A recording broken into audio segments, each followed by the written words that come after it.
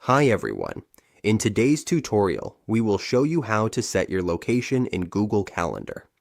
This feature helps us indicate whether we're working from home, the office, or another location. Let's get started. On your Google Calendar, we will create an event. We just need to click Create in the upper left and then choose Event. Once we're here, we just need to click the title field. For this example, let's use Sample Meeting as the event name. Select the date, add the guests, and add Google Meet Conferencing. Then we can add the location.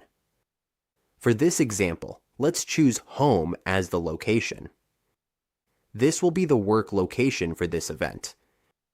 And that's how we set the location. Once we're done, we just need to click Save. And that's how we set our work location in Google Calendar. With this simple setup, we can keep our team informed and better manage our schedule.